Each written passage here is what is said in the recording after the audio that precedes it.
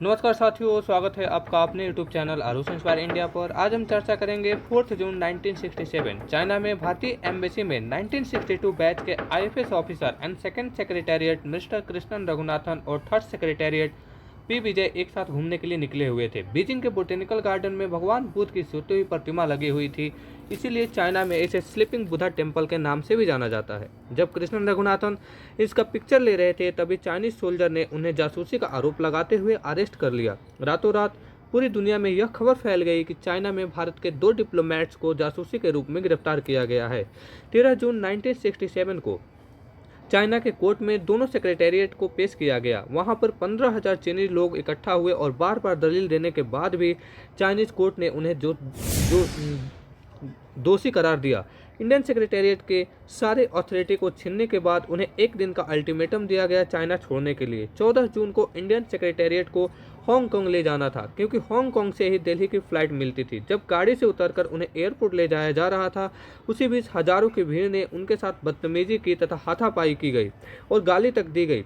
World media इस incident को cover कर रही थी। वहीं पर भारतीयों के इस व्यवहार से भारतीयों का गुस्सा चाइना के विरुद्ध बढ़ता जा रहा था। इंडियन गवर्नमेंट ने एक लेटर के द्वारा चाइनीज के फॉरेन मिनिस्ट्री को इस व्यवहार के लिए इंटरनेशनल लॉ का उल्लंघन बताया और 14 जून को इंडियन फॉरेन मिनिस्ट्री ने चाइनीज एम्बेसी को अपना ऑफिस बंद करने का आदेश देते हुए उन्हें देश छोड़ने का आदेश दिया। गुस्साई भीड़ ने चाइनीज एम्बेसी को घेर लिया और नारेबाजी हुई, पत्थरबाजी हुई, मारपीट हुई, जिसमें 7 चाइनीज एम्बेसी स्टाफ को हॉस्पिटलाइज किया गया।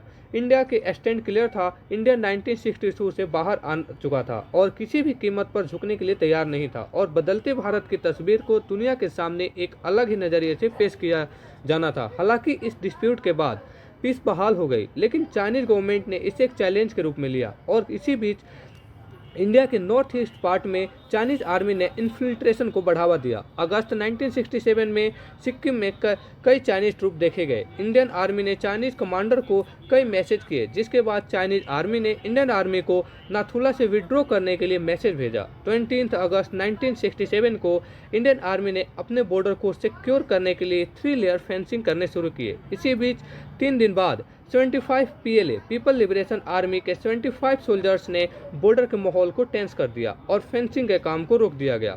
6 to 7 सितंबर को नाथुला में इंडियन आर्मी जब पेट्रोलिंग कर रही थी, उस समय पीपल लिबरेशन आर्मी ने पेट्रोलिंग को विरोध किया, धक्का मुक्की हुई, जिससे इंडियन आर्मी ने चाइनीज आर्मी को पीछे ढकेल दिया। लेकिन इसे के 5 दिन बाद 11 सितंबर को चाइनीज आर्मी ने रिटेलिएट किया और फायरिंग के जवाब में इंडियन आर्मी ने पूरे चाइनीज बंकरों को ध्वस्त कर दिया। 11 से 15 सितंबर से चले इस कॉन्फ्लिक्ट में 340 चाइनीज सोल्जर्स की कुर्बानी के अलावा ऑलमोस्ट 450 से अधिक चाइनीज सोल्जर्स घायल हो गए और इंडियन आर्मी के लगभग 88 सोल्जर्स शहीद हो गए। इतने बड़े ह्यूमिलिएशन के बाद चाइना ने 20 डेज बाद 1 अगस्त 1967 को चोला में कन्फ्लिक्ट हुआ। इंडियन आर्मी के इस मैसिव फायर ने चाइनीज आर्मी को 3 किलोमीटर पीछे हटने के लिए मजबूर कर दिया। नाथुला और चोला के इस कॉन्फ्लिक्ट ने इंडियन आर्मी ने अपने टेरिटरी को सिक्योर तो कर लिया। इसके रिजल्ट ये रहा कि चाइनीज आर्मी ने लॉन्ग टेन्योर तक बॉर्डर डिस्प्यूट में आमने सामने नहीं आई। साथियों, कैसा लगा हमारा सेशन? कमेंट बॉक्स में जरूर बताएं और चैनल को लाइक एंड सब्सक्राइब करें। Thank you.